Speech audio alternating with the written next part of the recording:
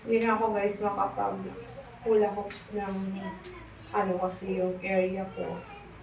Isang way na lang ang hula hoops ko kasi yung area ko kumipot siya. Committed sa mga furniture na sa background ko, kagaya nito. Hindi kagaya ng dati, yung sopa, mababa. Tapos, pumpa siya. Itong mga furniture ko na pumalit is malalaki at mabigat. At pag nag-ano siya, bumababa yung aking hula hoops. Kaya double, ano lang talaga, isang way lang talaga ng aking pag-ikot. Namimiss ko lang na to guys, yung hula hoops na aking exercise. Kaya no choice ako kundi isang way lang na aking exercise. Tingnan nyo guys kung ano yung tinutukoy ko. Isang way lang. Yung ganito. Kapag huminto to, tumama na yun sa isang dulo side. Pero kagaya nito, tumama na siya doon sa may aking isang single na furniture na upuan. So pag stop siya, pag tumama siya, yun, i-stop siya, mahuhulog yung aking hula hoops. Ayan, mahirap na namimiss ko yung ganitong exercise.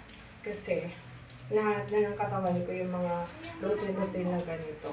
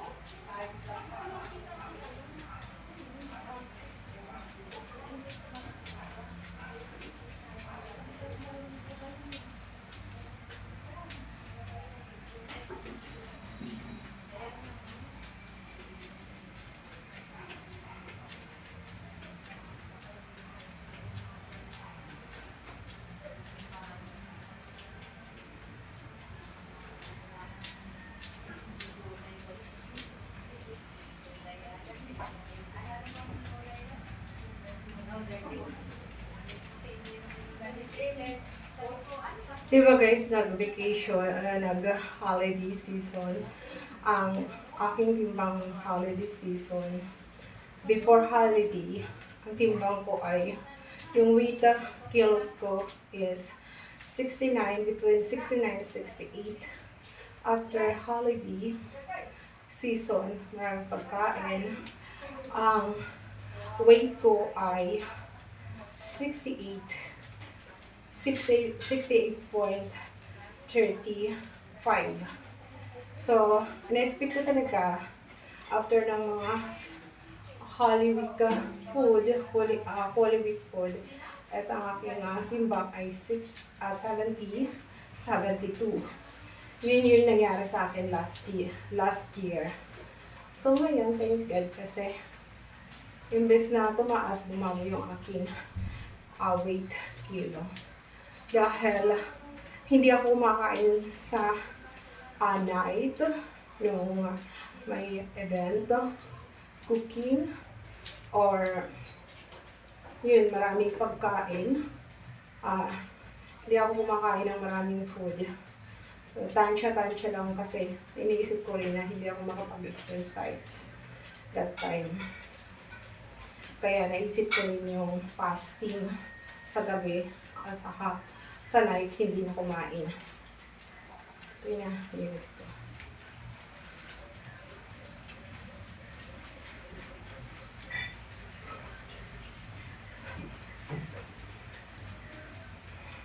Masaya na ako pag hindi tumama yung aking hula hoop dun sa magilid-gilid.